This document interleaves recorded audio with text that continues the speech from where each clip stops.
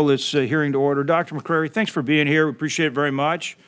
I know that it's a busy day for you, and so appreciate you being here. And of course, Ranking Member Shaheen, thank you. Look forward to working with you on this Appropriations Subcommittee. You and I have worked before on Appropriations Subcommittee, and so I'm pleased now we have that opportunity here with Ag. Agriculture is incredibly important to my state, and I know the ranking member's state.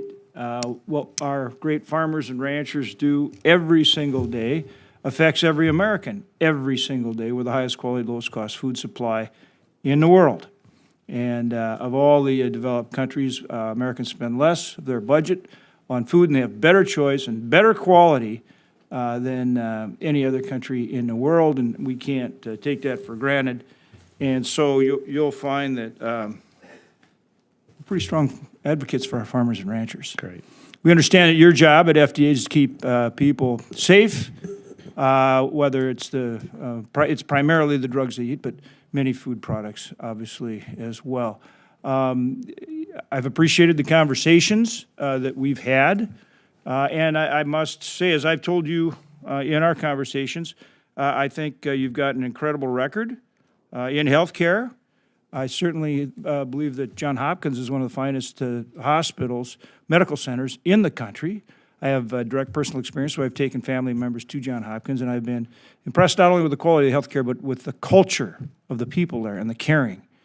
And then not only your tenure there, but all that you've accomplished is remarkable.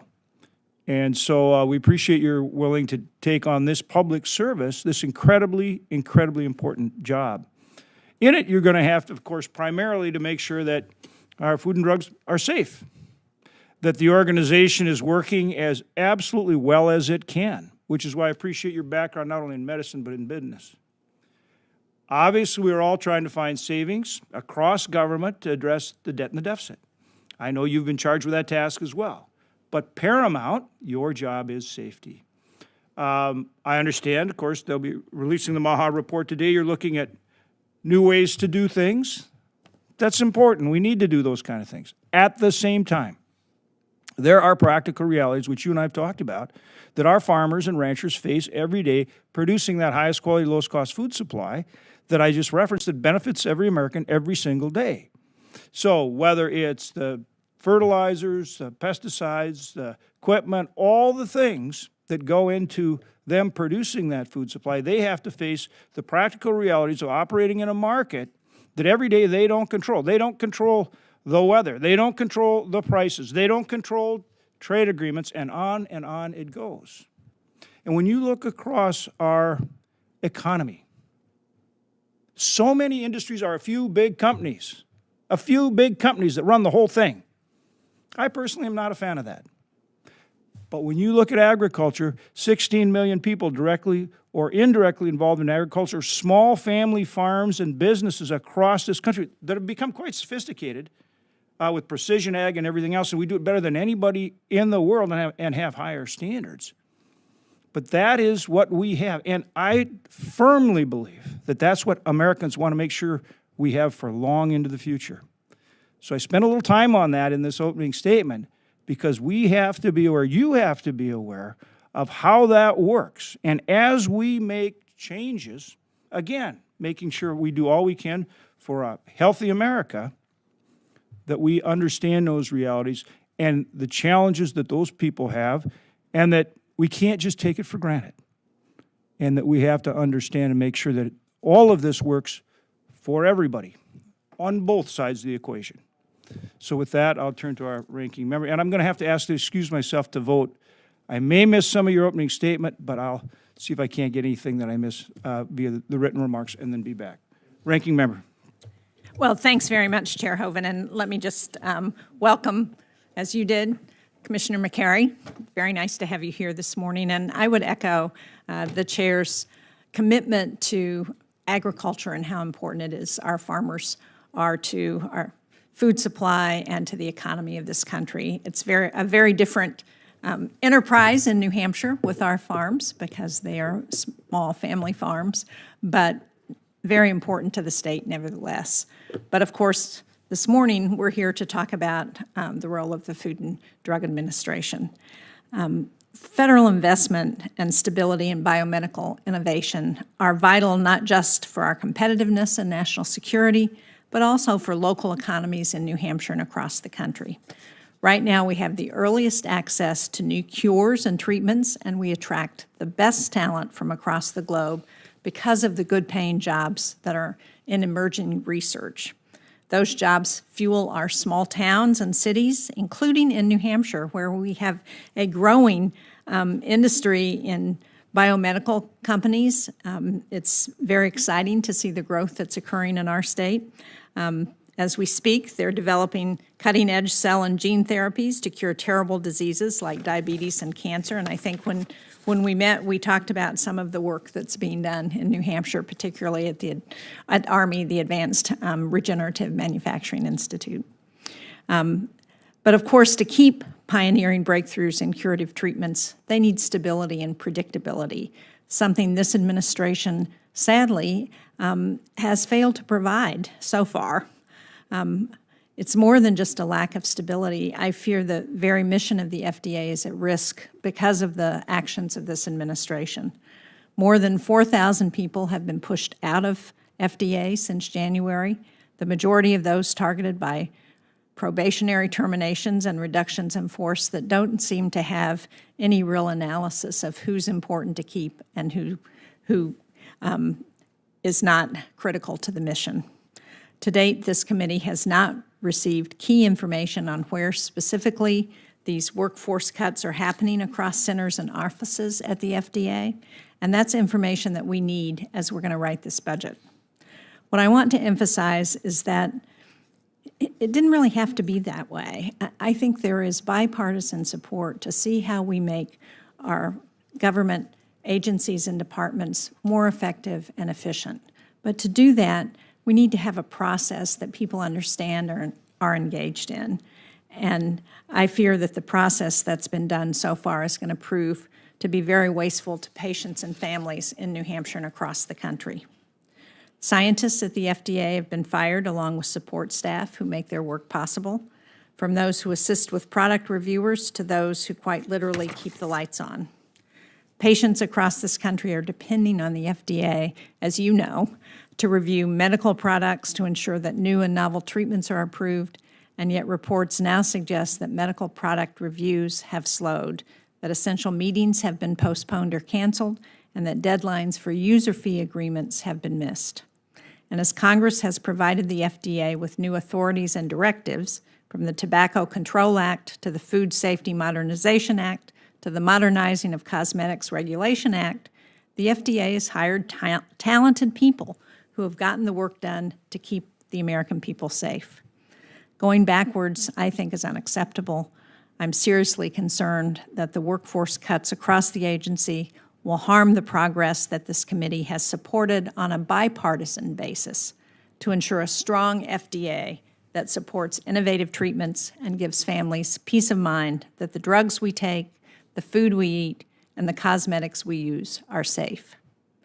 Now, moving on to the fiscal year 2026 budget, which is the topic of this hearing, I wish we'd received and had a chance to review the full President's budget request prior to this hearing, though I would point out that that's not unique to FDA. We haven't gotten the details of the budget in any other appropriations hearings that I've been part of.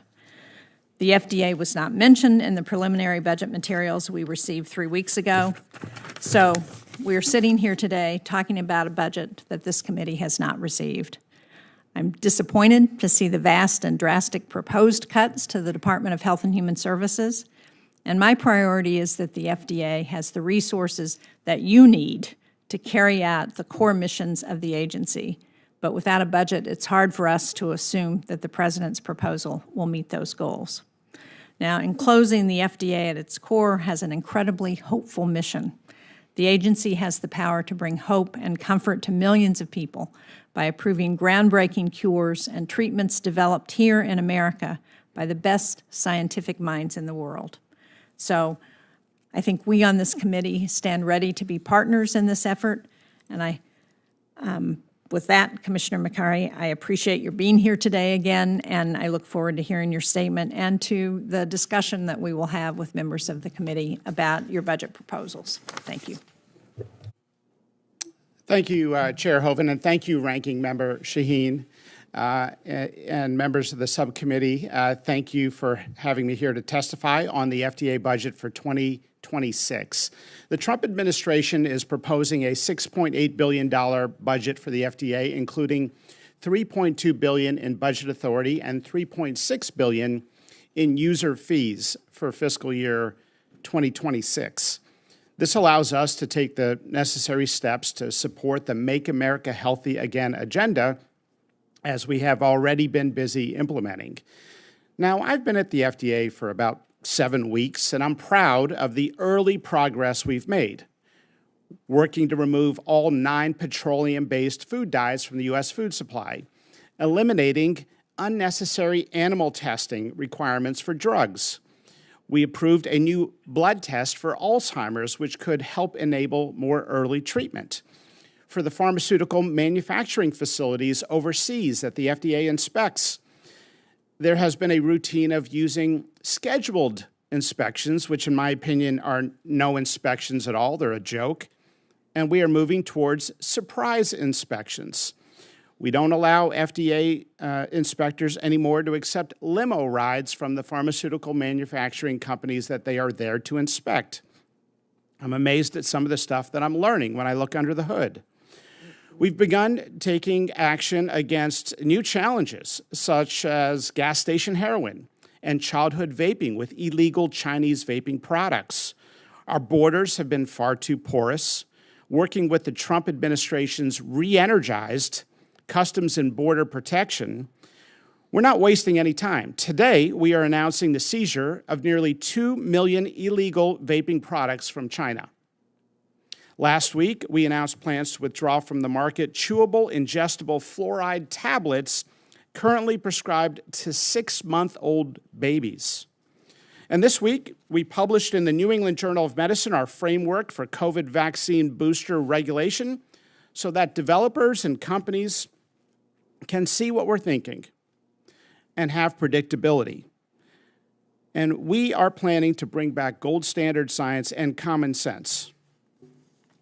We also have to modernize. On day one of me being on the job, I actively began an effort to organize, to use AI for our scientific reviewers to make their jobs easier. Well, 2 weeks ago, we just announced our first AI-assisted review with the latest generation AI technology.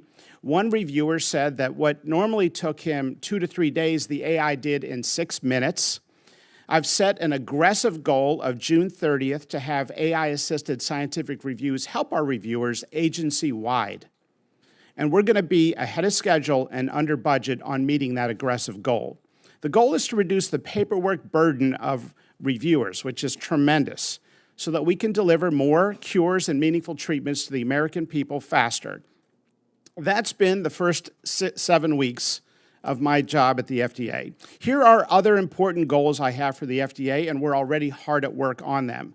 Healthier food for children, a universal flu shot, meaningful treatments for ALS, Parkinson's, and other neurodegenerative disorders, treatments for rare diseases, cancer therapies that are so powerful a tumor is eliminated without the need for surgery or chemo. That's not a theoretical, that's something we've already seen.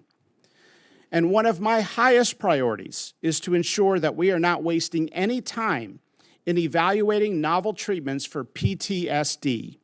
Many of our brave veterans served in unnecessary wars, and we owe it to them. I've not yet hit the 2-month mark, so I'm doing a lot of listening. I appreciate all of your input, but one question we must ask is, why does it take over 10 years for a new drug to come to market? My team and I are working very actively to examine the approval process in all of its details so we can try to figure out how to deliver more cures and meaningful treatments and devices faster and in a more user-friendly way for developers without cutting any corners on the scientific review and independence. We're also committed to President Trump's promise to lower drug prices. At the FDA, we can help by bringing more low-cost generics and biosimilars to market, among many other strategies we're exploring. In conclusion, the FDA is filled with an enormously talented and committed group of employees representing, in my opinion, one of the greatest brands in the world. It's my duty to make sure that everybody central to the core mission has all the resources they need to do their job well. So I look forward to answering your questions. Thank you. Thank you very much, Dr. Makary. We're honored to have the chair of the Appropriations Committee, Senator Collins, with us. And Senator Hoeven went to vote, so he turned the gavel over to me. So I will turn it over to you. Thank you very much, temporary chair. But it's been an honor to work with you on so many issues that we care about in this space, including type 1 diabetes in particular. Doctor, I appreciated hearing your comments this morning.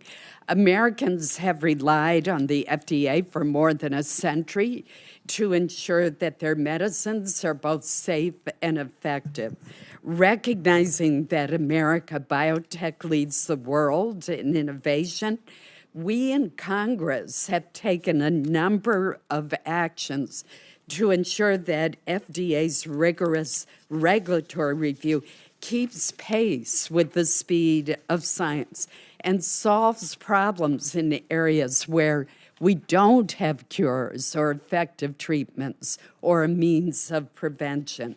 Recent staffing changes at the FDA appear to have affected the balance between innovation and regulatory review from what I'm hearing.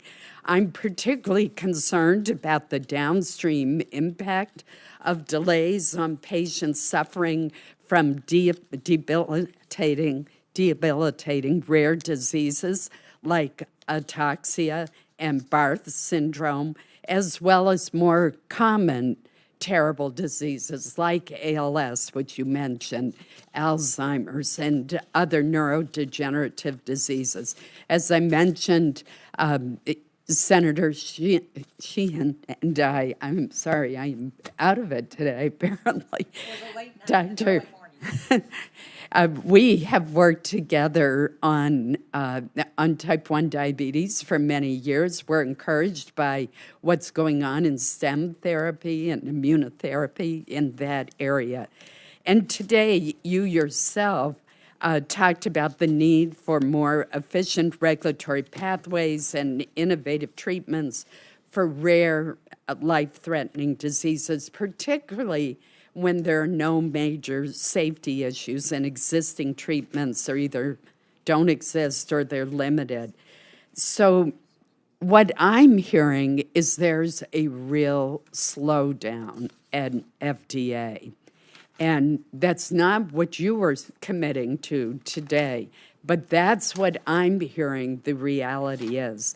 There are a number of rare disease, new drug applications that have been pending at FDA for some time.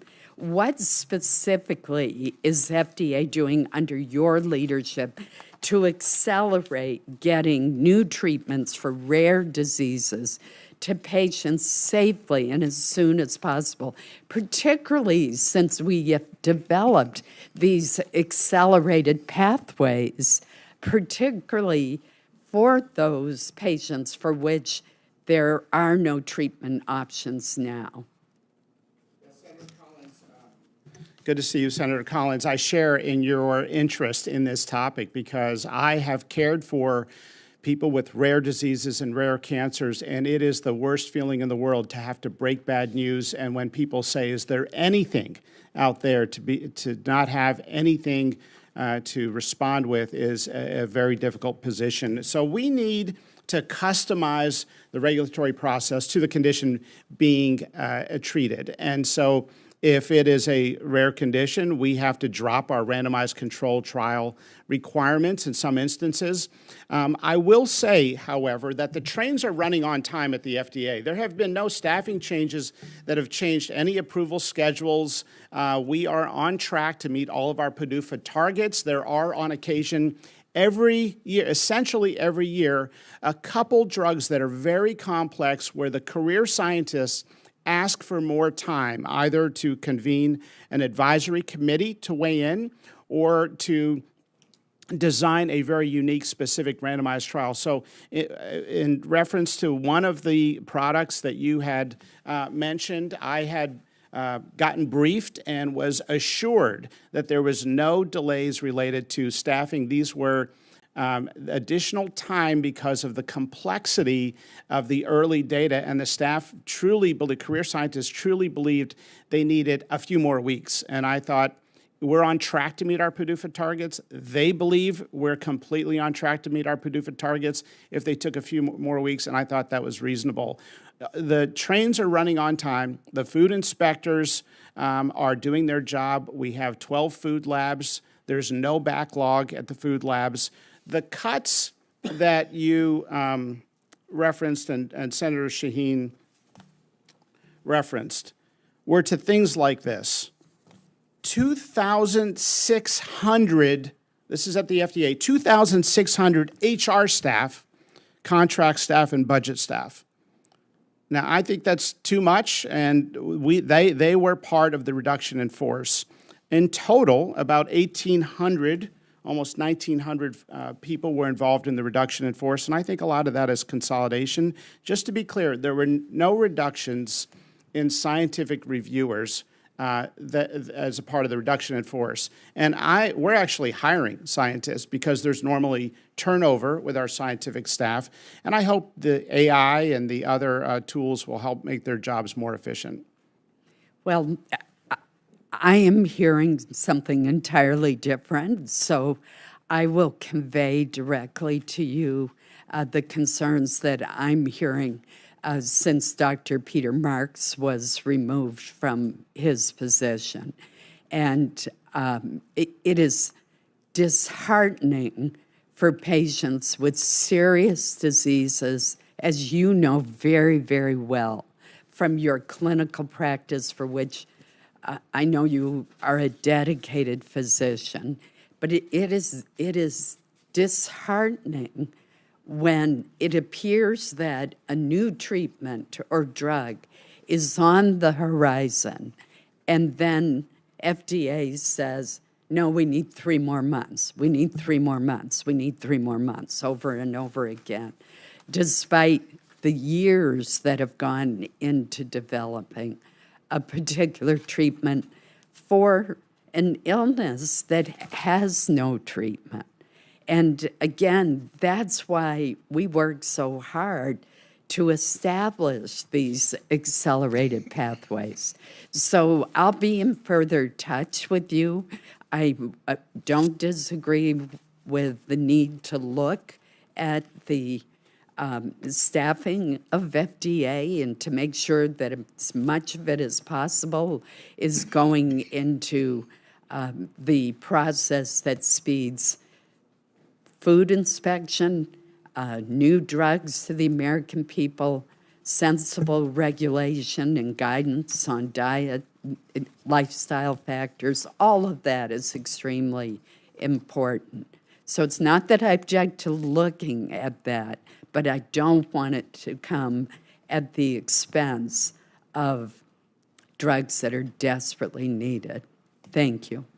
Thank you, Senator. I will just say that the scientist replacing Peter Marks is outstanding, and I would say take a close look at his credentials. He has published over 540 peer-reviewed scientific articles. He's a professor from UCSF, trained at the National Cancer Institute. He's a scientific genius. So I've rejected the idea that there's only one scientist in the world that can run CBER well, and I think we need fresh new ideas. The new scientist replacing Peter Marks is 42-year-olds. He brings a fresh new perspective, and it will not change our approach to rare diseases or the predictive predictability that people need in the market and development investment space to know that they need to continue to invest in those technologies. I look forward to meeting him. Thank you. Thank you. Thank you, Madam Chair. Appreciate you being here. Doctor, you came into roughly a 19,000-person agency. Your budget, top line's about 3% less. But there's been estimates as high as potentially 4,000 reduction in force, voluntary or actual RIFs. Where are you on that, and how's it going? You and I, again, talked about this before. I was, and at that time, we talked about how once you got in there and had more time, you were going to obviously have a better analysis of what your needs are and where you're at with the personnel situation. So go through that for us, will you? Sure. So there have been about nearly 1,900 people involved in the reduction in force, roughly another 1,200 plus involved in the early retirement package. We are hiring scientists to replace scientists that may have left for an early retirement. But no scientific reviewer or inspector was cut as a part of the reduction in force. Now, any discussion of the reduction in force, I believe, deserves one important fact of context, which is always omitted in the media coverage, and that is in 2007, the FDA had a little over 9,000 employees, and a few months ago it was 19,000. So there was a 100% increase in the number of employees at the FDA over the last 15, 16 years, and that is how we get 2,600 HR people, contracts and budget people at the agency. 380 communications positions. We're now down to about 160. They're doing a good job. 160 people. That covers a lot of the communication work. Did we need 125 travel coordinators and travel offices in each center, or 13 strategy offices at the FDA? A lot of this reorganization is smart, and it's being smart with taxpayer dollars, because I personally believe when this institution here, U.S. Congress, is spending $2 trillion more than we have as a country, it is driving inflation, which is a backhanded tax on the poor, and that is the harsh reality. It doesn't affect people with wealth like myself. It affects the 50% of Americans that have less than $500 of cash on hand, and they are forgotten when we spend too much money and we drive inflation, and that's why I support many of these reductions in force where it makes sense. Okay. But you also get fee agreements from drug companies that want to get new drugs to the market, and so you have to be able to staff for that so that you bring in that fee revenue, which of course is not a cost to the taxpayer. So I agree with you. Yeah. We need to find better ways to do things. We need to find savings, and that's good. But talk to us how you're making sure that you manage things. I mean, again, paramount, your mission of safety, as we talked about in the front end. I know you understand that. You're a doctor. Took the Hippocratic Oath. But those fee agreements make it more complicated. But they bring in revenue. Talk about that. As well as making sure we get these new drugs to the market as safely and efficiently as possible, because that ultimately saves lives. Yes, Senator. So thank you for that question. And again, I want to reassure the public to see through the headlines and to know that the trains are running on time at the FDA, and we're on track to meet all of our user-fee targets as an agency. And we need the staff to help with the user fee management, and that's why I've made sure that we have the appropriate staff to make sure that we can report on our user fees and sort of serve as conductors in managing the user fee targets. Now, look, I'm a surgeon, and so the reductions in force are never perfect, so I've done everything humanly possible since I've gotten there to try to make sure we heal and reorganize appropriately. We have brought back some people, and my job is to make sure that the scientists and inspectors, that the law enforcement officials at FDA have all the resources they need to do their job well. Okay. I think I'm going to give you a short question, save my long, well, no, I'm going to go with the longer one. I'm going to probably run over my time a little bit, ranking member, so I'll beg your indulgence and certainly return the favor. The Maha Commission's coming out with their report, I think pretty much right after this hearing. Yeah, noon. Yeah, so if you want to kind of give us all the details right now, that's great, and just get a jump on things. But guessing that you might not, you do need to talk to us about it, in that, as I laid out in my opening statement, this committee has jurisdiction both in regard to all of your funding at FDA, but also USDA for our farmers and ranchers. And we have to address both. So I know you're coming out, HHS writ large is coming out with this Maha study plan today. But as I said in my opening, we're very concerned not only how that's going to affect the American consumers, but also how that's going to affect agriculture. And as you know, agriculture they're regulated like everybody else. In fact, in my opinion, they're over-regulated like everybody else. And so, with this report coming out, yeah, I get y'all are going to be working very hard to make sure it's scientifically based and all that.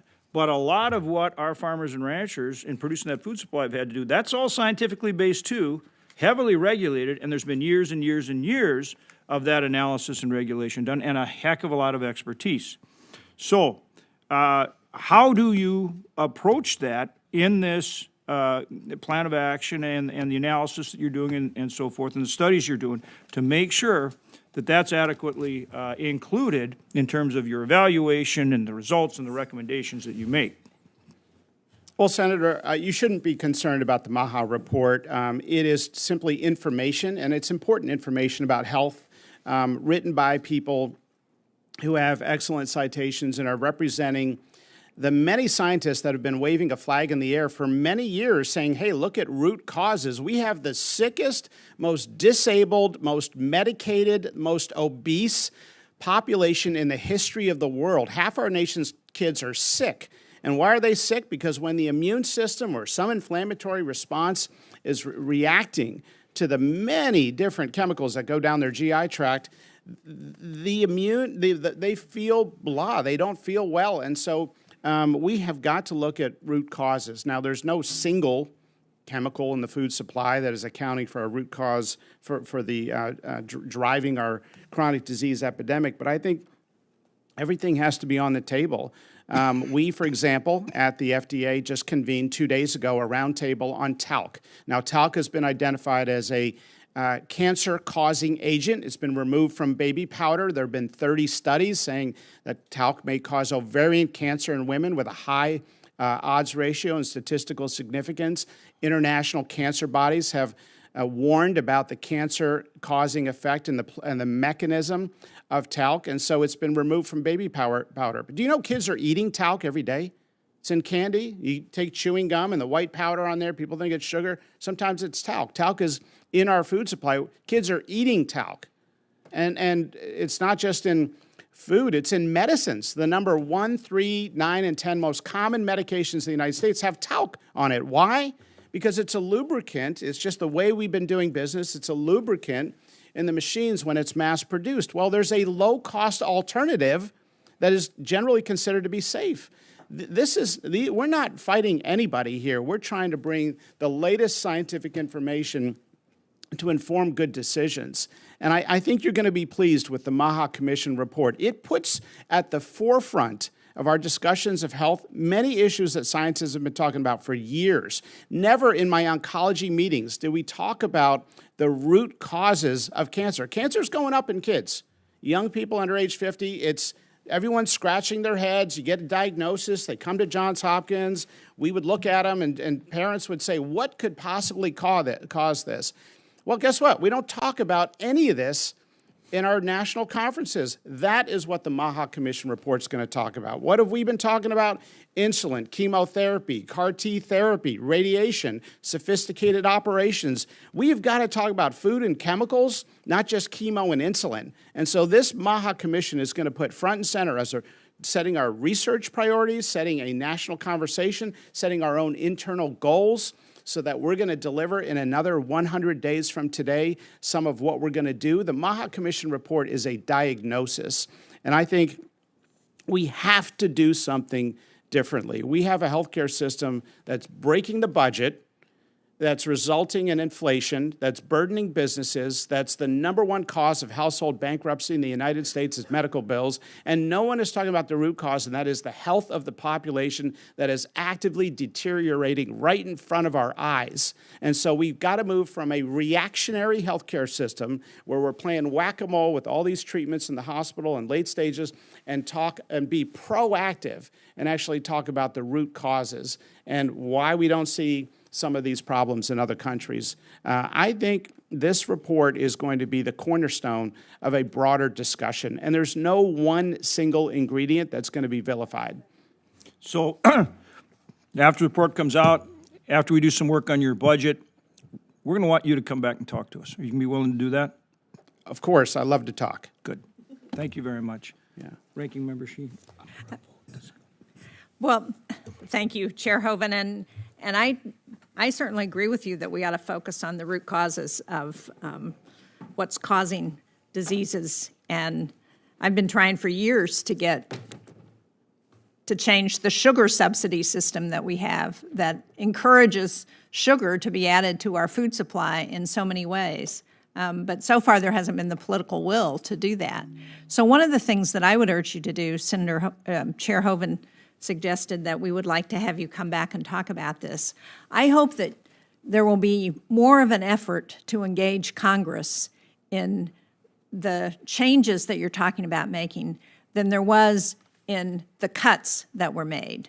Because again, I think there's a lot of appetite to try and look at how we do things better. But boy, there's not an appetite to have one person and a DOJ commission go around and make all these decisions without engaging Congress, because so much of that has not only been not well received, it's been outright illegal. That's not your problem, but I hope as you think about looking at the changes that we need to make to get at root causes, that you will come back and engage with us on what you're proposing, because there's a lot of expertise on this committee, and I'm sure a lot of ideas for what we ought to do better too. But I want to go back to diabetes, one of the most expensive chronic illnesses we have. It's one that you and I talked about. Yeah. Senator Collins and I have done a lot of work as co-chairs of the Diabetes Caucus on this. As I explained to you, for me, it's not just a policy issue, it's a personal issue. I have a granddaughter with type 1. So I know the struggles that the community has had, and many of those with the FDA before you got here, but they have been real. And one of the issues right now that I'm hearing from the diabetes community is about C-peptide, which is a marker of the body's own insulin production. It's emerging as a potentially more accurate tool for measuring how well a person's cells are functioning.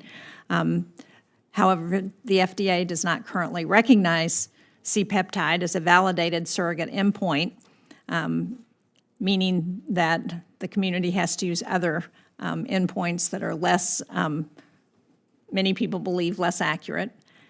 So will you commit to reviewing C-peptide as a validated surrogate endpoint? I'm happy to, Senator. I love C-peptide. I'm a pancreatic specialist, and so I don't understand why it would not be recognized. It is a naturally occurring hormone that is an indicator of the physiologic health of the pancreas. So I'll take a look at that for you. Happy to. Good, thank you. I hope we can stay in touch on that. In the last couple of days, there have been a lot of news reports about the COVID-19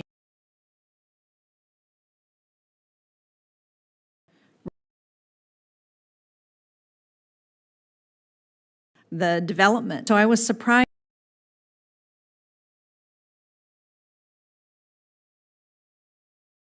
to hear about the FDA's announcement earlier this week that would limit access to COVID-19 boosters.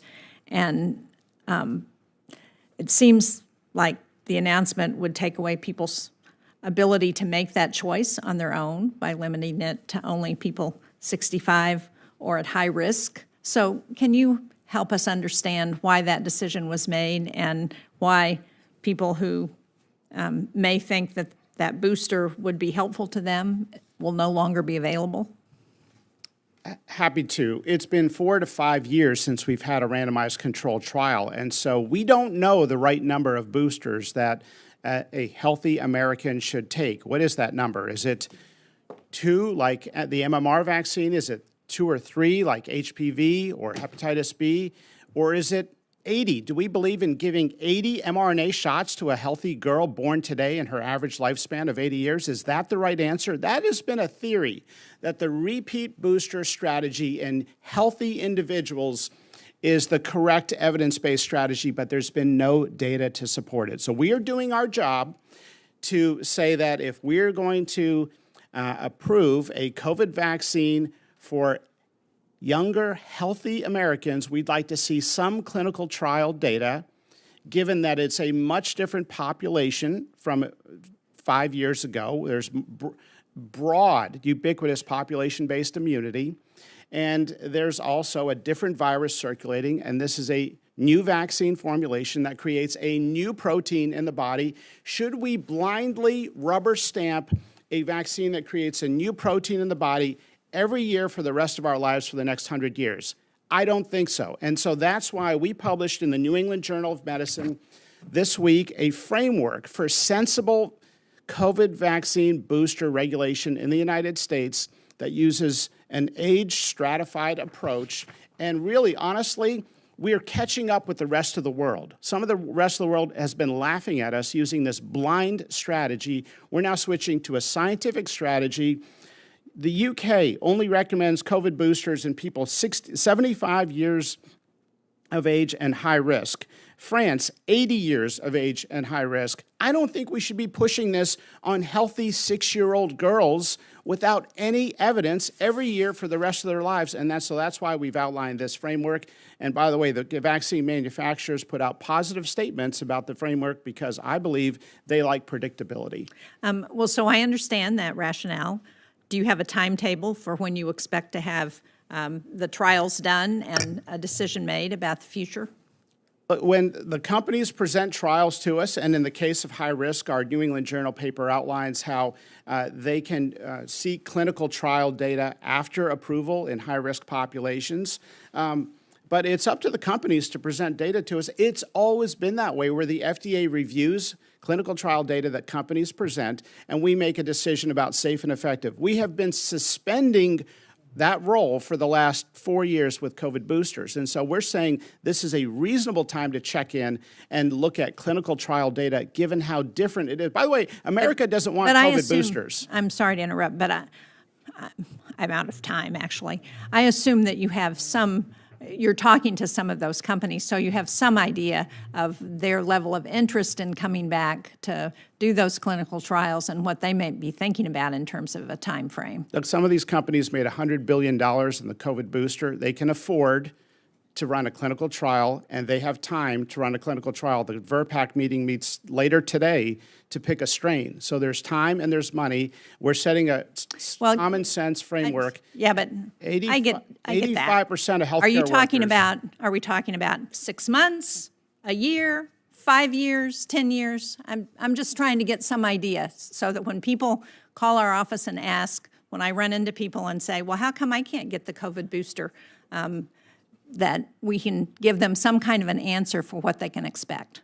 85% of healthcare workers said no to the last COVID boosters. You're not suggesting that we blindly approve COVID boosters each year without clinical trial data. You're not listening to me, Dr. Makary. Is that what I'm not asking for a blind approval. I'm saying that I understand the argument you're making. What I'm asking you is, do you have any time frame for when you think this might happen? And I'm sure you're talking to pharmaceutical companies so that they might have some idea so that we can just answer questions from the public. Part of what I'm objecting to here is that all of these decisions are being made without engaging the public. And I think that's a problem. The public has said no to COVID boosters. 70% of the public has not gotten a COVID booster, and they don't trust us because You're there's still no not answering my question, though. So the do you not have time any frame. idea? The time frame is reasonable, and it is amicable to what the industry thinks they can do. And so we've had these conversations, and we do with industry. I can't share individual product conversations with the manufacturers, but they think that the time frames that we've outlined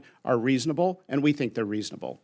But you still haven't said what they might be. Well, there's plenty of time between now and the fall, and so there's plenty. So you're looking, you think it's going to be more of a short-term timeline? So we, in the This is high-risk not a group, trick question. I'm not trying to trick you here. I'm just trying to get some answers. and I'm not trying to not answer your question. It's just different for each age group. For young, healthy individuals, we have a different time frame from the high-risk community, where we are approving the COVID.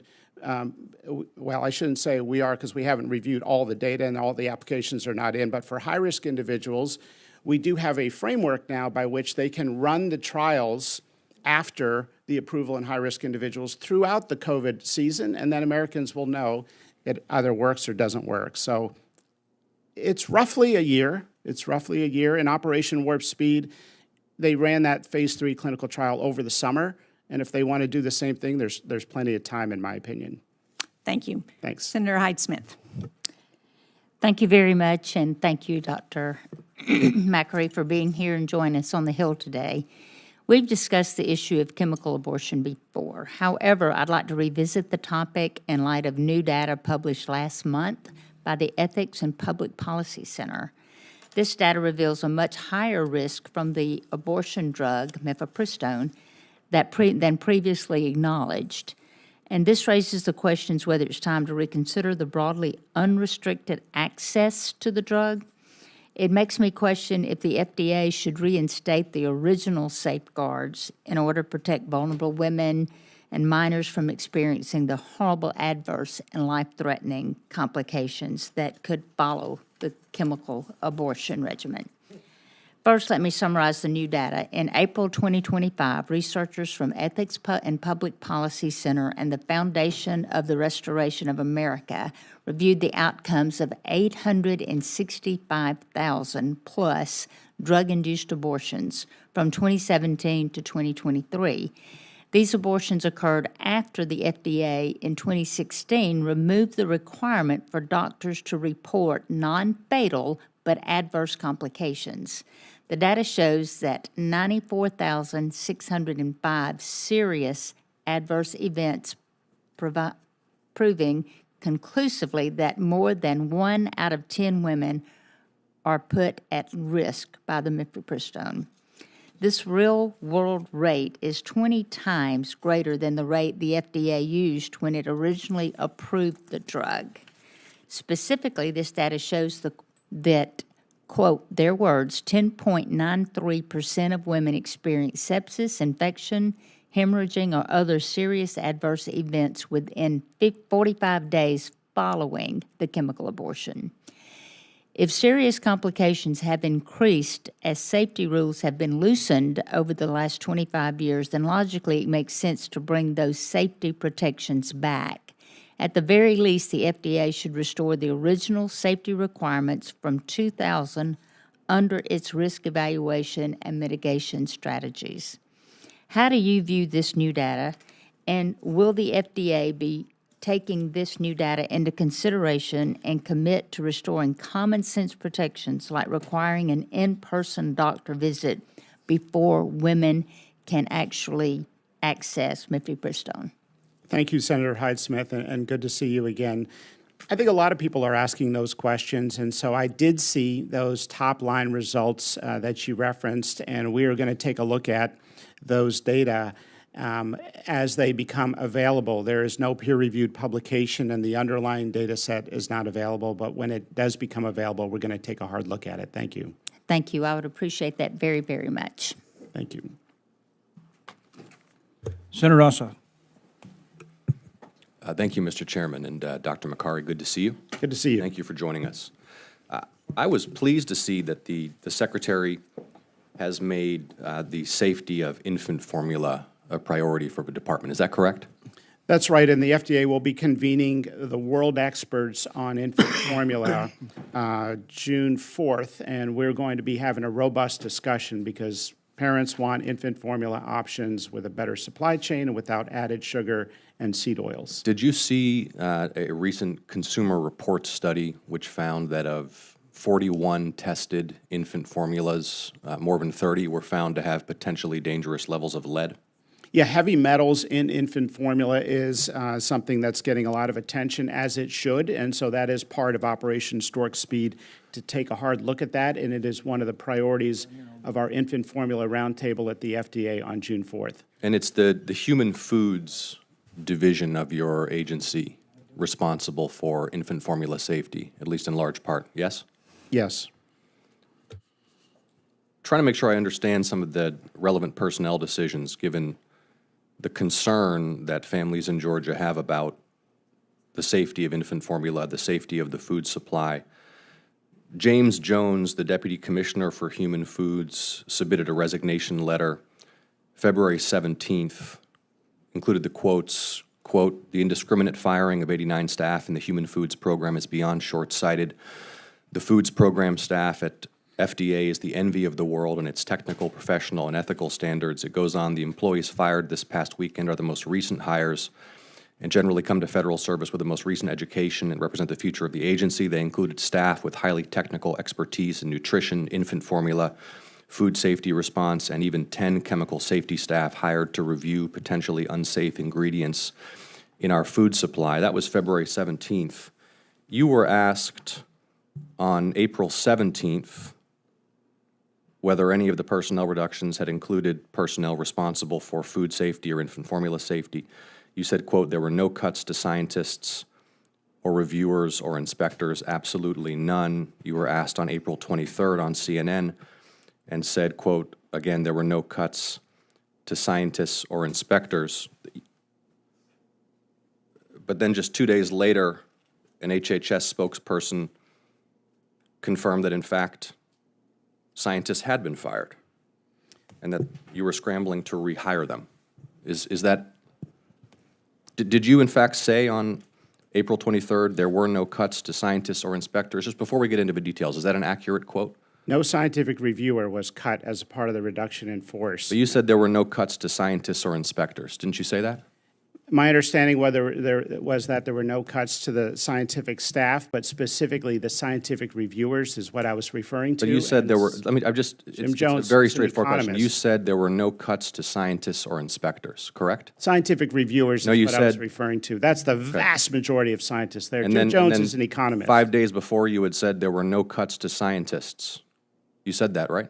I was referring to scientific reviewers. There are a But couple scientists had been research- fired, correct? There have been research scientists in some labs that have been doing some research. Some of that research is good, some of it is not good, and so there have been no cuts to scientific reviewers. And in fact, scientists who study the safety of infant formula had been fired, correct? I'm not aware of any scientist who studies infant formula Well, that has. here's the reporting in the New York Times, which says the HHS spokesman said those employees called back had been inadvertently fired, and the decision to rehire specialists on outbreaks of food-related illnesses and those who study the safety of products like infant formula.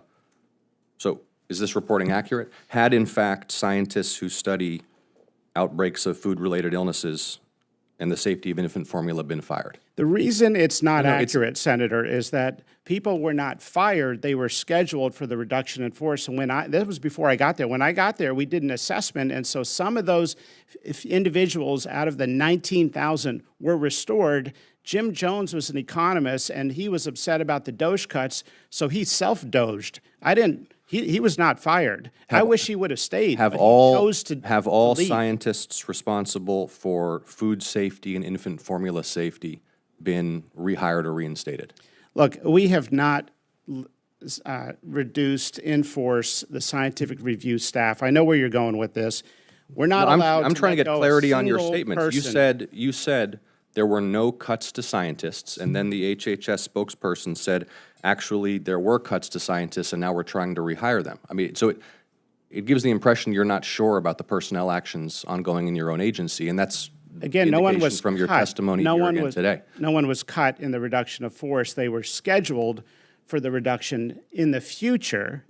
Down the road, it has not happened yet. So the people scheduled to be cut. We did a review and found some research scientists. When I made those statements, it was very specific. I was very clear.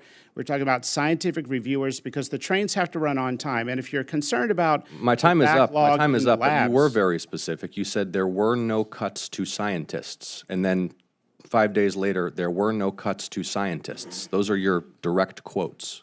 There were no cuts to scientists, but there were cuts to scientists. No, there were correct? no cuts to scientists because people were scheduled for the reduction in force down in the future, and the people scheduled were reevaluated, and we restored a couple research scientists, and I was referring How not many? only to them, but to How many? to the scientific reviewers. How many scientists responsible for preventing outbreaks of food-related illnesses and the safety of infant formula have been restored or reinstated? There were no scientists that were in charge of preventing outbreaks that were part I of didn't the say in reduction. charge. But I mean, this is the problem in government. Somebody has a fancy sounding name like infant formula safety, and no one can ever touch them, even if they're not doing their job. Okay, I tell you even what, if how about it's this? redundant. I'll send you, so that you can get accurate information to the committee, I'll send you some very detailed questions about this, and you'll respond in full, yes? Yes, just keep in mind, the agency was half its size in 2007. We didn't have But you'll outbreaks respond in and full. rampages and food Well, outbreaks. we had a huge infant formula safety crisis in this country just a few years ago. Do you recall that? That was because of several problems, Yeah, including... but so you will respond in full to the questions that I send you. I'm yes? always happy to respond in full Thank you to so much, Senator. Dr. Makary. Thank you. Doctor, I know that that you're working on Operation Stork Speed. Speaking of baby formula, that Secretary Kennedy's already talked about Operation Stork Speed, which goes right to this issue. Yes. And you're already working on it. Made it a priority. Would you like to address that? We're working hard on it, and that's why we're convening the world's experts. And the part of the problem with infant formula that the senator is alluding to, which is a real problem, is that the FDA has been so rigid in the way it evaluates infant formula. Basically, we have for decades said, you have to follow this recipe because we as the government know exactly what infants need and you can't deviate from this recipe. And guess what? They got added sugar on there and seed oils, and there's been no innovation in infant formula practically since 1998 when we saw the last change in infant formula on the monograph recipe, with the exception of selenium that was added. Basically, no innovation in infant formula since 1998, and so that's what we're working to fix. That is one of the underlying problems. The more innovation, the more competitors that can come to market, the more predictability with the regulatory process, the better products we're going to see, more options for moms that want infant formula, that's safe, low in heavy metals, without seed oil, without added sugar, and that is, I think, going to help also lower prices and increase the supply chain. And of course, moms know, but there needs to be a choice in that baby formula so that you've got the product you need for your child. Absolutely. Yeah. We're all about choice. Yeah, and so there's a lot to it, and I commend you for and the secretary for making that a priority, and I do like the name Operation Stork Speed. That's a great name. I don't know if you came up with it or the secretary did, but it's a good one. I did not, but I'll pass all along to the person that did that you like. And the other thing is, this seems like a timely thing to say because the senior senator from the state of Michigan just showed up, and he and I actually have legislation on baby formula, bipartisan legislation. I don't know if you had a chance to look at it yet, but I would ask that you work with us on it because it goes to some of these very same things. And I think we worked very hard to make it very practical, actually reflecting some of the things you just talked about. How do we make sure safe, but we innovate and have choice? It's great legislation, Senator. Thank you for working on it. Well, that was the right answer. I've got another question, but I'm going to turn to Senator Murray before I ask my final question, and then, of course, Senator Peters. Senator Murray. Thank you very much, Chair Hoeven. Look forward to working with you on this really important committee. You know, Commissioner Makary, the FDA has a really important job to do. Lives literally are at stake, and that work requires the utmost diligence and care and commitment to following the science and uploading FDA's gold standard. We all expect to walk into the drugstore and know that what we are buying has passed a safety and efficacy standard, and we have to be assured of that, and we have to be assured that the work's been done, that we don't have to question that. So I don't think it's careful leadership when you do mass fire 1 in 5 people across FDA, only to frantically then bring some back because you didn't stop and think 2 seconds about whether those jobs were actually important.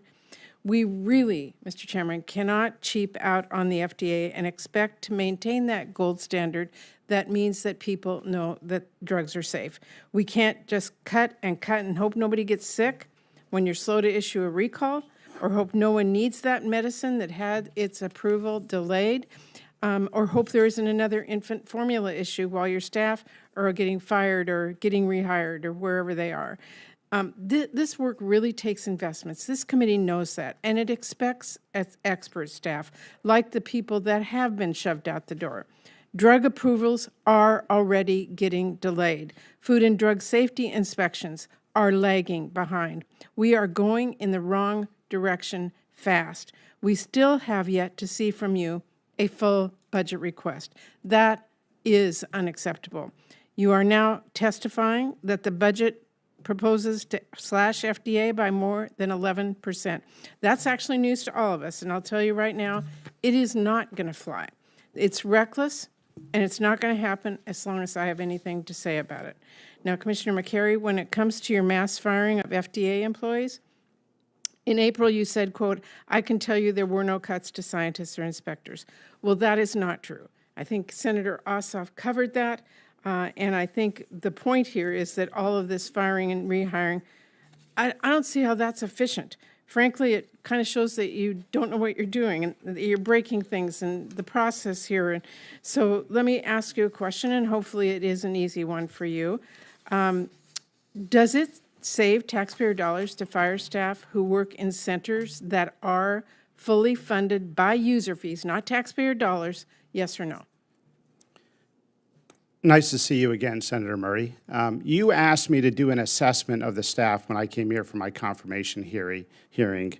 And I hear that you're criticizing me for bringing back some individuals after the cuts that I was not a part of. I'm saying that's good. I'm just saying in the long run, this has been very inefficient. But my question to you is not about that.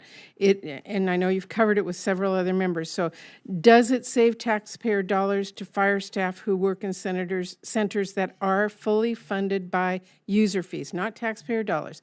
Is that efficient? Does it save money? The cuts were to HR, IT, communications. There were 2,600 But they're funded by HR user staff. fees. They're funded by user fees. In part. It is not saving any In money. part. Well, many of the staff you fired were in centers that are actually fully funded by user fees. You know that, correct? So if we have 2,600 HR people, do you want me to not make any cuts No, to I'm that number? asking you a specific question about the centers that are fully funded by user fees. That's one center. It's the tobacco center. Well, and so okay, well, let me you just said we say- can't just keep cut and cut. We can't keep hiring and hiring. The agency doubled since 2007. So let me ask you, what is the right number of employees? No, you're at the here to HR? answer my questions, Okay. sir, and I'm going to ask some more. Without critical support staff you fired, inspectors cannot plan their trips. They cannot do their jobs. I want to ask you, what % of planned inspections has FDA missed since those April 1st firings? In the 12 labs that we have that evaluate food products in the food inspection realm, there are no, as of last week, I just did a check, there are no backlogs. They are running at 100% efficiency. There are no drug approval delays, despite the, what people want to attribute. That is not what I have been told. I have been told, and I would like you to go back and check and report back to us, because we know that some of the planned inspections at these that were supposed to take place have been missed. And to me, why that's so important, if there is not inspections, the public doesn't have the information that they need. I am going to run out of time, so I want to move on. Yeah, there were no cuts to inspectors. Will you go back and check for me, please? Absolutely. I understand, and by the way, inspectors one thing, but if you don't have the support staff to make sure that they know Yeah, where but they're going. 2,600 Okay. HR staff and procurement Okay, staff? I understand that the FOIA staff producing documents related to ongoing litigation by the Children's Health Defense, Senator Kennedy's organization, were shielded from the RIF.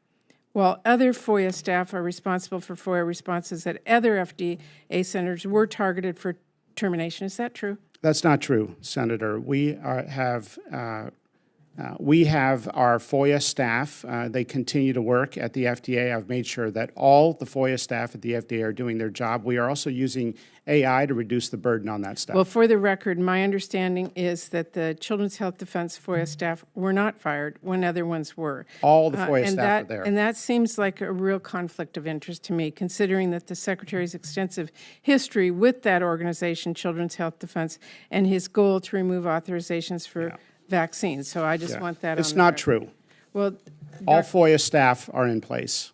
okay, so if a study came out saying that people who took a certain medication experience a certain rate of, quote, serious adverse events, but the study's authors refused to say what they were counting as an adverse event, would that raise serious questions for you about the study's validity?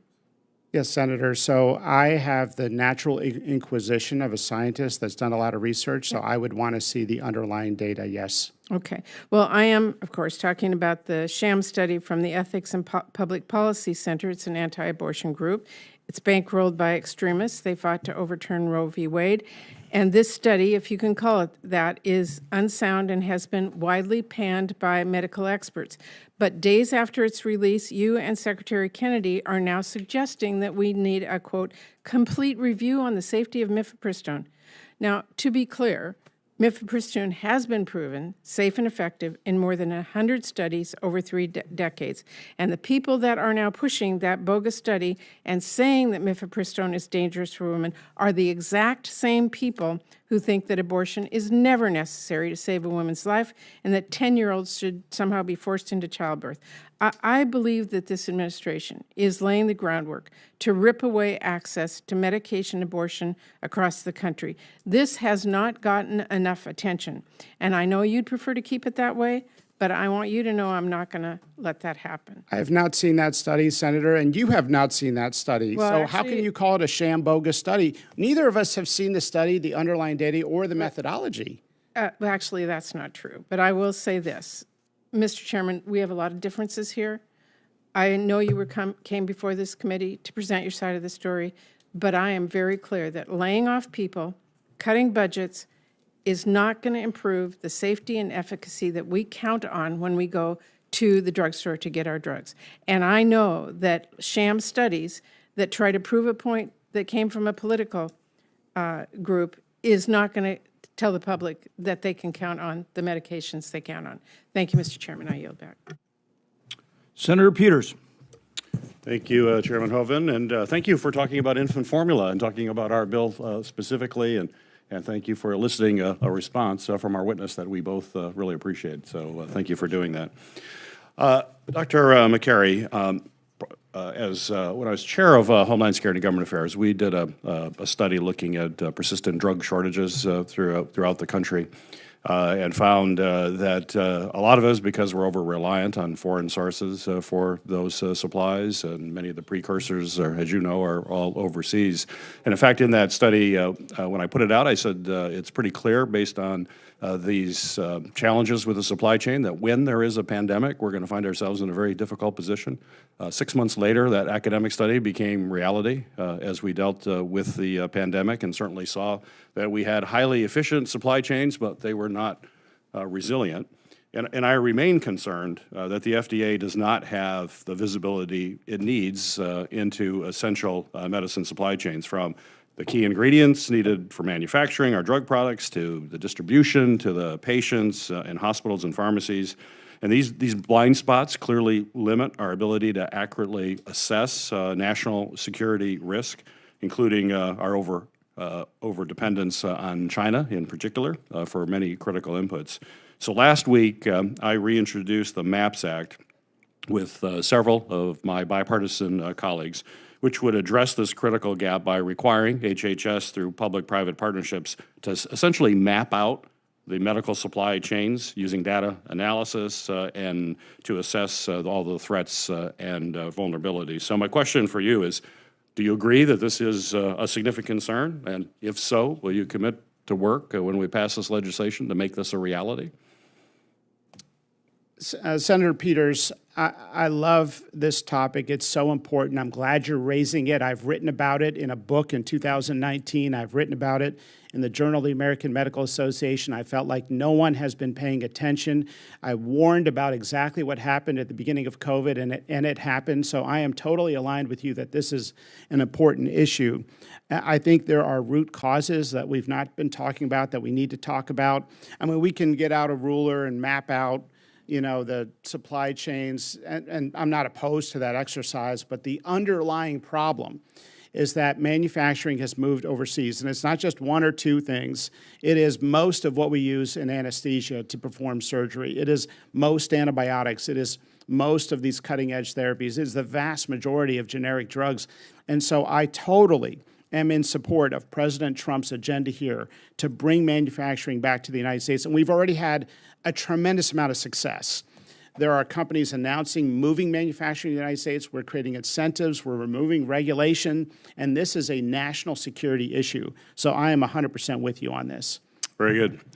In April, FDA reported suspending programs to improve testing for potential bird flu virus contamination of milk, cheese, and pet food because of the mass layoffs that occurred. We know that the bird flu virus can kill pets who eat contaminated raw pet food, and it can pose a real danger to humans who also consume unpasteurized dairy products. As you know, the more people and animals who get infected with bird flu, the more opportunities there are for the virus to mutate. And I'm really worried that we only may be a couple, and it's not just me, others are worried that there may be a couple of mutations away from having another potentially pandemic. So my question for you, sir, is with the continued spread of bird flu in the country and the significant personnel disruptions at FDA food safety programs, could you tell me and the committee specifically what the FDA is currently doing to ensure our food is free from bird flu contamination? Well, first of all, that story was debunked by the Washington Post. It was the normal procurement pause to recalibrate the equipment. And so when that happened, people who were trying to make us look bad, sometimes internally, sometimes externally, said, aha, there were layoffs, and there's a pause in some of the milk inspection, and therefore the cuts may have been related to this or were related to this, and that's going to affect food safety. No, it was a normally scheduled pause to recalibrate equipment. It went through its normal schedule, and it is back up and running, and it's normally done to recalibrate the equipment. The cuts were to 380 communications people. What's the right number of communications people for the FDA? Not 380. 125 travel coordinators, 13 strategy offices, 2,600 HR people, and budget and procurement people. So, I mean, are we not supposed to address some of this redundancy? My question is, what exactly are you doing to safeguard our food supply and to safeguard the people from bird flu? So that was the question. I think you're prepared for a different question, and you gave the answer to the different question. But the question is specifically what you're doing. You Please. suggested the cuts increased our risk of bird flu, and I firmly reject that. That's not true, and the inspection trains are running on time. I think I said personnel disruptions. So there's no personnel disruptions involved. There are no personnel disruptions. Calibration facility that was written about. So there are no personnel disruptions related to your work on bird flu? Is that what you're telling this committee? What I'm saying is the Really? story that you referenced was saying that our milk calibration facility paused because I don't of remember disruptions. I don't think I cited a particular article. I don't know where. Obviously, you're may prepared. not have. You're prepared for a question that I didn't ask. No, That's I mean, fine. you referenced You probably the gave a headlines. good answer to a question that I didn't ask, and so that shows you were prepped for it. I'm asking you, what are you doing about bird flu? Just answer that, please. Don't give me a runaround about other stuff. We're doing a lot on bird Don't flu. use your prepared talking points. Tell me, what are you doing to help us and protect the American people from bird flu? Please tell me that. We're doing a lot on bird flu. Please tell me that. We've That's why we're here. So look, when there is an antigenic shift that represents a epidemic threat, when there is human-to-human transmission, that strain that is involved in that human-to-human transition is the strain that we should be using to base any potential future vaccines. And in the interim, as I said in my opening comments, delivering on a universal flu shot is one of our top goals, and there are 2 universal flu shots that are in development, and we are not in a receive-only mode with those developers. We are actively trying to partner with those individuals because it may be that you could come in for a single a single influenza vaccine or a 2-dose strategy or something like that, and be immune for life against multiple different variants of influenza, including bird flu. And so early preclinical data in animal studies has shown some promise that a universal flu shot using a traditional vaccine platform can actually create antibodies to the current strain of bird flu. The question, of course, is, and I think this is really what you're getting at, is if we have a bird flu epidemic or even an outbreak in a human-to-human fashion, what strain is that going to be? Because one thing we know for sure is it's not going to be the strain that's circulating right now in millions of birds. So it is a huge priority for us, Senator. Good. Thank you. Thank you. Mr. Chairman. Doctor, just one follow-up on the avian flu. I've spent quite a bit of time visiting with Secretary Brooke Rollins on that issue as well, and she put out a comprehensive plan to address it, and a very thoughtful plan, because, for example, the issue of inoculation is really, it's complicated, because if you inoculate chickens, and then you got broilers, and then you have trouble with export to Europe, and all these kind of things. So I think she put out a comprehensive plan, but she did it very judiciously, because some of these things we still got to figure out, right? So any comments you have in terms of working with her and understanding that it's very complicated, and as doctors say, we want to first do no harm, but address it in a comprehensive way. Would that be a fair evaluation, and what are your thoughts? 100%. Secretary Rawlings has been on top of this. She has been in communication with the emergency preparedness scientists at HHS and our FDA team, as well as people in the Office of Science, Technology, Policy, to evaluate whether or not we should be mandating preemptive bird flu vaccines to chickens in the United States. Some countries have done it, and I think they made the right decision in saying that does not make sense at this time. Sometimes it represents messing with Mother Nature in ways that we may not foresee. It may drive mutant strains of the virus. So I think we need to be alert and ready, but at the same time, we need to wait until we see human-to-human transmission and see what that strain is before we develop a strain-specific vaccine. And in the meantime, we can advance the universal flu shots that encompass those bird flu strains currently in circulation, provided that they are safe and effective. And, not 100% of vaccines are wonderful. I love vaccines. I believe in vaccines. Vaccines save lives. Any death from a vaccine-preventable illness is a tragedy. But the anthrax vaccine was a disaster. The swine flu vaccine was a disaster. The rotavirus vaccine was removed from the market. We had a vaccine that we had to remove from the market a few weeks ago for a rare infectious disease in the United States. And when the data clearly shows that there's not broad safety, as we're commissioned by Congress to do, then we have to do our job. And there is concern by producers in terms of if you start inoculating some of the flock, then you actually have the disease in the flock. But then if you're still, keeping that flock, then does the disease spread? Also, as I say, depending on whether they're layers or they're broilers, that makes so there's a lot that goes into this, and it's a really complicated, very important we address it, but a really complicated issue, and that's why I'm pleased that you and Brooke are working together in the way that you are on Thank you, Senator. I want to ask about AI, and I don't mean AI as we talked about on the ranch. I mean artificial intelligence. Talk to me. I hear so much about, what AI is going to do in every field, but certainly in medicine. Just give me, some of your thoughts on not only how we should be using it and what it will do for us, but how we make sure that we don't get ourselves into a problem with it.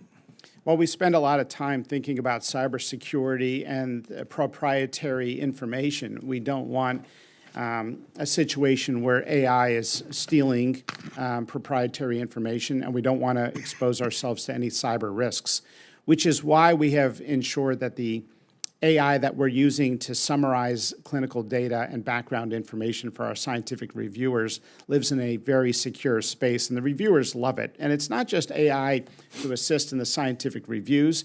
We're using AI to identify where we should be concentrating our food inspections. And it turns out the AI can sometimes figure out pattern recognition faster than we can as human beings. And we'd like to use this also to address the issue of illegal vapes coming into our border. Okay.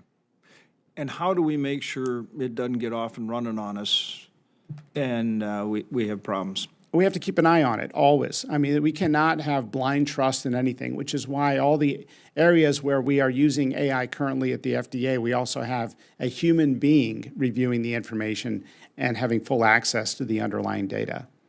Okay. Thank you, Doctor. Ranking Member Sheen? Yes, I just have a couple more questions. One is, again, apropos the need to address type 1 diabetes. One of the things that Senator Collins and I have worked on is a more efficient pathway for biosimilar drug approvals that are currently lacking competition. So can you give us an update on what you think is happening in that arena and whether there's any reason to hope that that's going to get expedited, and if there are any other approvals or anything that you need at the FDA to ensure that that is being addressed in a way that allows those biosimilars to come to market? Well, thank you, Senator. This is a very important topic that directly relates to drug prices for everyday Americans. And there's a reason why when you watch the news now, you're basically watching, people dancing in the fields and singing with these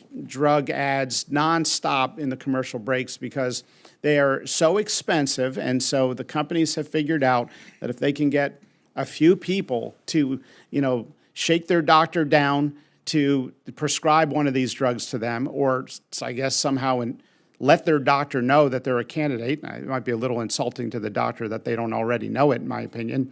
But that's why these ads are running nonstop. And so there are low-cost biosimilars that can be made available by the FDA, approved by the FDA.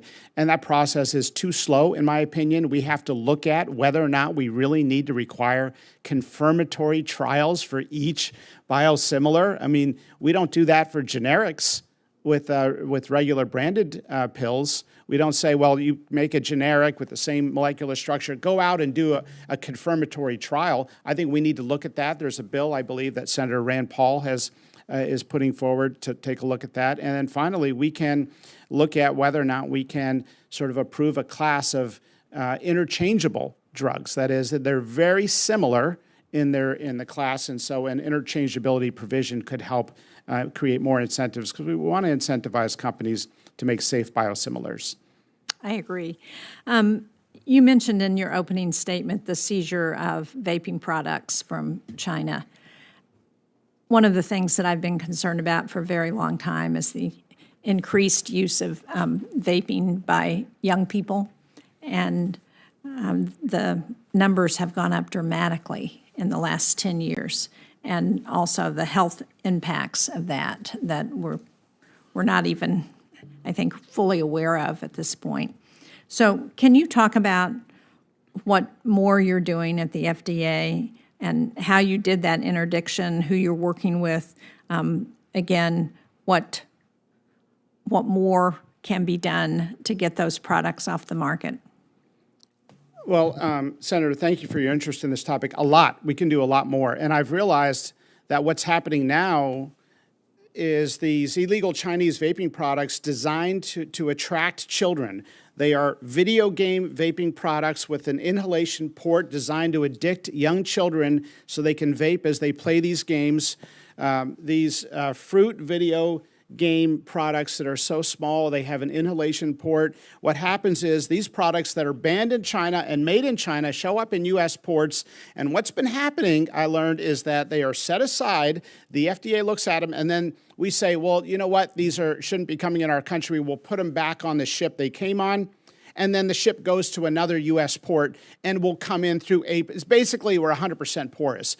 It's been a joke, and they've been laughing at us. And so we are going to stop that. And we have incredible interest at DOJ, at Department of Homeland Security, and we are creating an endeavor that is going to basically say, we're not going to send them back anymore. We're going to confiscate and seize these products because we've got to get serious about them. These are designed to get kids addicted, and there are kids in America today who are addicted. They know they're addicted. They come from good families. They're good kids, and they can't stop.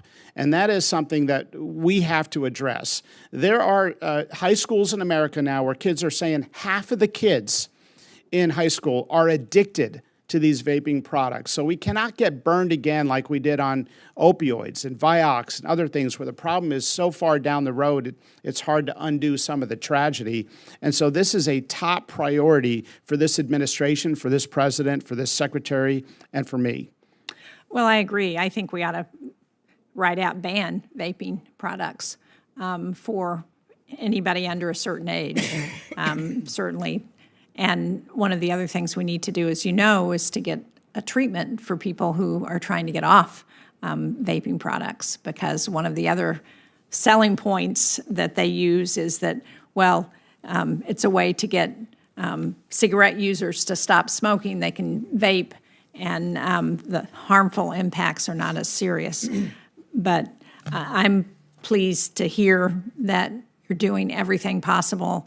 And I don't know if if this is an area where you need additional authorization or support, but I think there are a number of us in the Senate who are all in to try and address this because it is having a huge impact. I've been to those schools in New Hampshire where I've talked to students who have gotten hooked on vaping, who can't get off and who don't have any aids to help them do that. So it's something that we've really got to address. Thank you so much, Senator. And as you know, we confiscated today $34 million worth of illegal vaping products and e-cigarettes. And so that announcement is coming out today. Thank you. Doctor, thanks for being here. Did you have anything else that you wanted to express for the record? I appreciate the input and the feedback. And look, I'm on a listening tour. We're going to be traveling around the country, myself and some of the other FDA leaders, meeting with industry leaders, developers, inventors, scientists, academics.